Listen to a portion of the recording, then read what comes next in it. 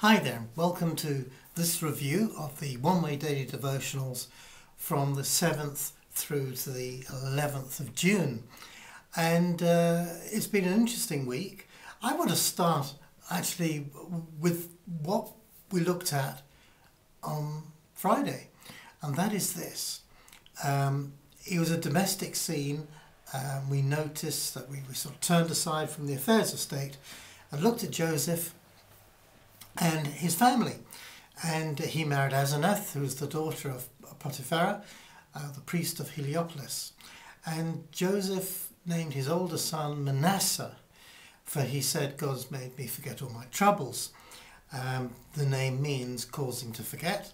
And he then said that his second son, who was called Ephraim, that God has made me fruitful in this land of my suffering. And Ephraim means double fruit and fruitful. Now, with the beginning of the World Cup, on the 12th, we got England versus America, or the United States of America.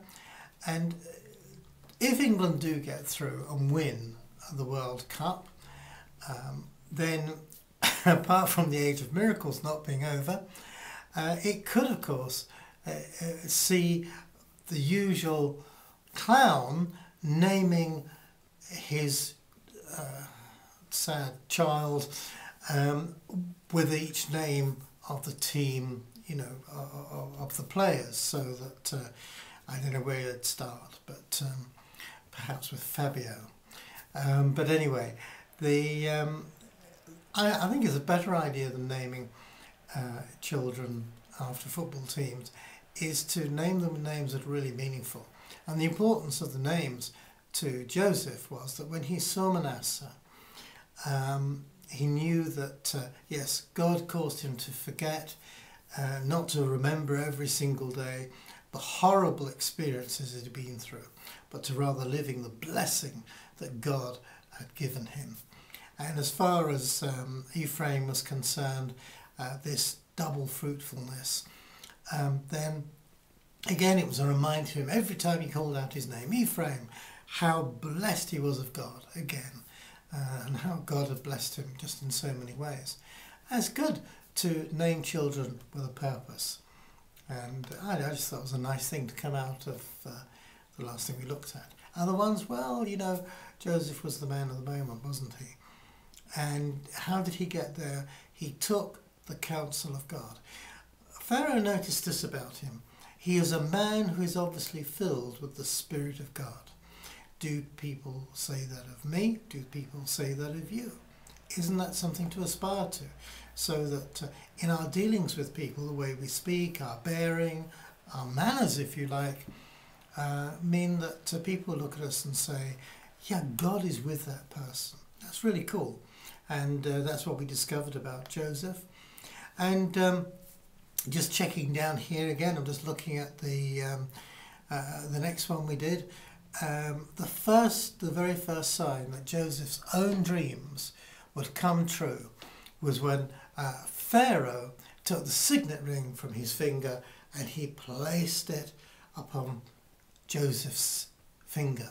And that would be the first sign that, yes, those dreams he dreamt as a boy, they weren't rubbish. They were going to come to pass.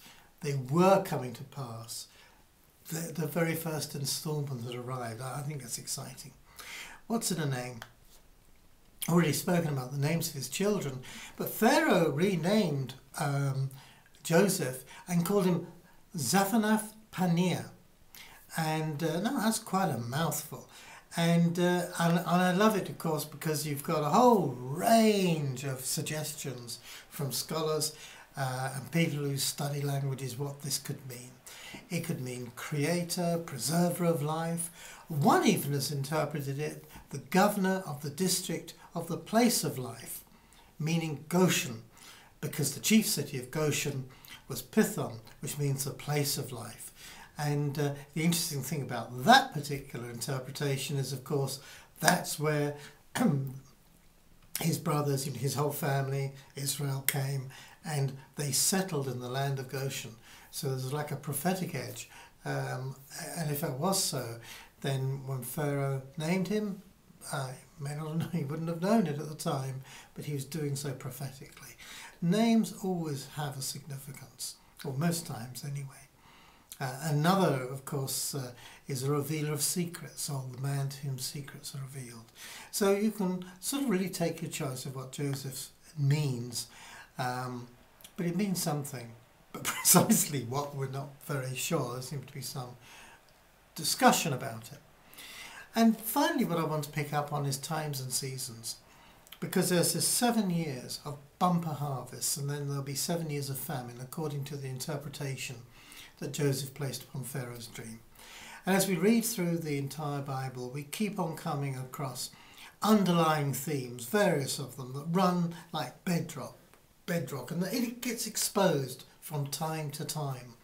And today, that is one of those occasions where we read about the 7 years bumper crops and so on, the times and the seasons. And there's seed time and there's harvest, and there's the significance of it is, in God there's a right time to do something, a particular moment when we must grasp the nettle and take advantage of all the circumstances, because that is God's time now for us to take that action. So when we wake up every morning, we can remember that the times and seasons in God's plans and purposes, for me, for you, for everybody. And what we need to ask ourselves is today one of those days where we've got to grasp the nettle and really move on in God? So, have a good weekend. I hope England win. I think that will encourage everybody, not least the government. And see you next week. And join with me daily with the daily devotionals, Monday to Friday.